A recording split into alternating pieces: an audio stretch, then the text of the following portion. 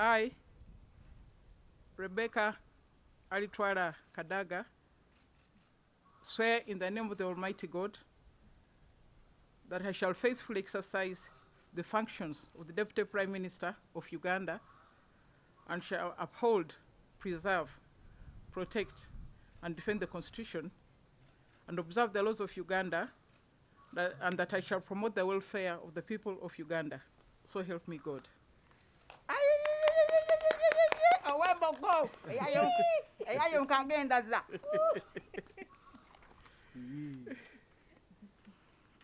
I, Rebecca Alitwala Kadaga, being appointed Deputy Prime Minister of Uganda, swear in the name of the Almighty God that I will at all times well and truly serve the Republic of Uganda in the office of the Deputy Prime Minister, and I will support and uphold the Constitution of the Republic of Uganda as by law established.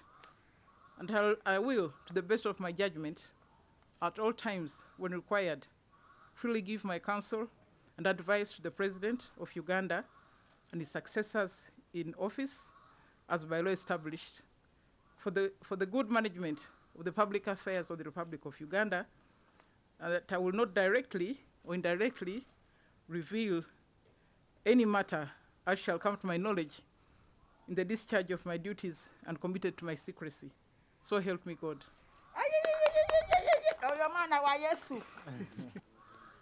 I want to congratulate my young sister, Rebecca, on being appointed and swearing in as the Deputy Prime Minister. The other day, I gave the 5 points, which will be the target of this term, the government. I don't want to repeat them, but I gave them. However, I want to thank Right Honorable Rebecca Kadaga, particularly, first of all, for being one of the people who rallied to the NRM quite early when the NRM had come into government. I know that she started in the LOC system, in the village committees, until she came to the NRC. And she has been in NRC, in the parliament almost continuously since that time. Then later on, she became Deputy Speaker of Parliament for a number of years until we elected her as Speaker for the last 10 years.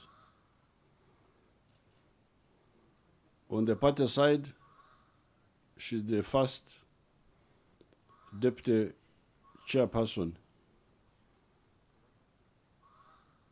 after myself and Haichi Gongo for the national. And she's a member of SEC. So she's somebody who has been contributing for a long time. This time I also want to thank her for modesty and humility. Because when I discussed with her, you know, Africans don't know how to, they mess things so much because they, and I'm glad our mother,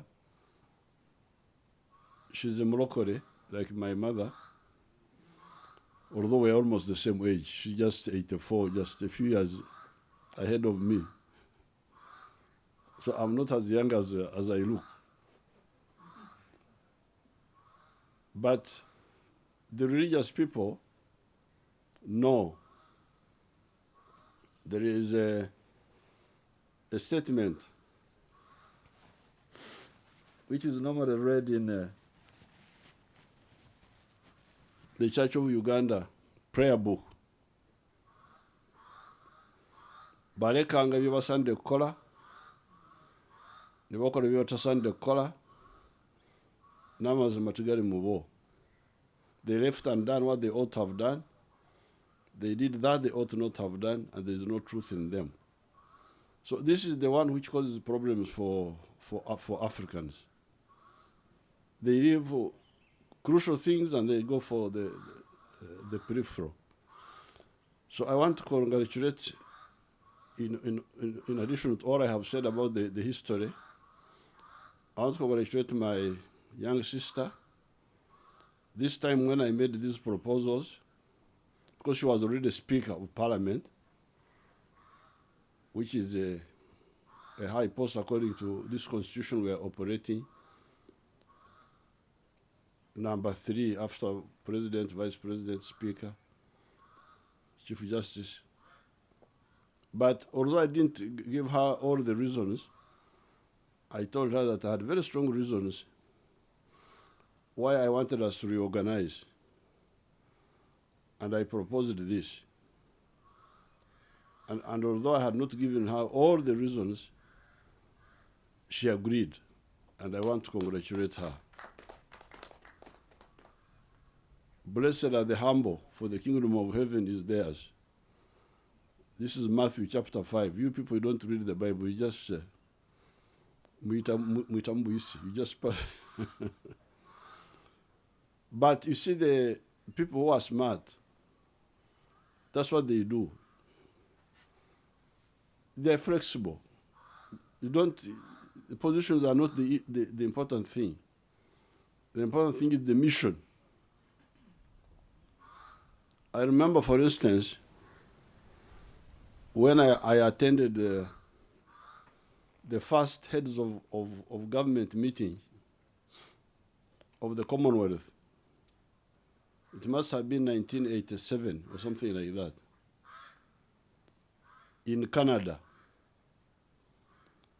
One of the long-time serving prime ministers of the Commonwealth was still in leadership.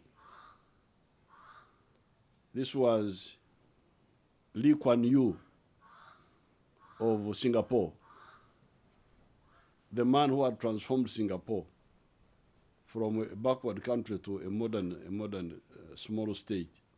He was still prime minister, and I sat with him as head of government, myself and himself as head of government.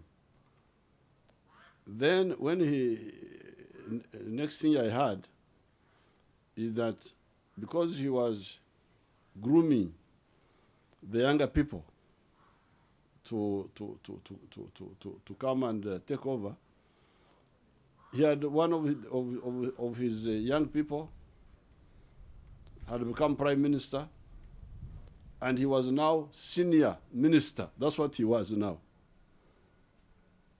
He had left the prime ministership, he was now senior minister. He wanted to sit in the cabinet, see how these young people were doing things when he was still, and he remained like that until he died, and Singapore went on.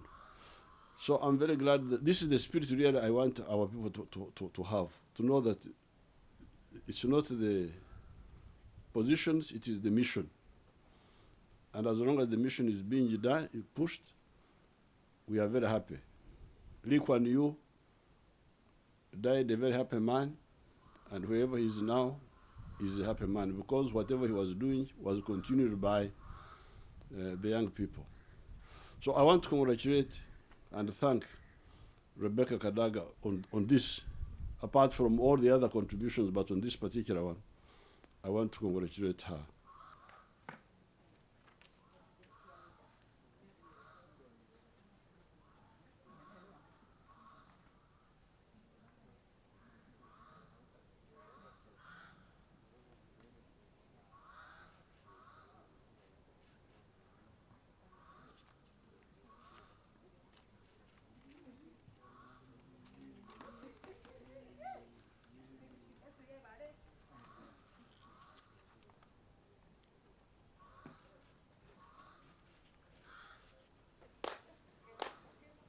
Your Excellency, I'd like to take this opportunity to thank you for finding time to perform this function, which is short but very, very important.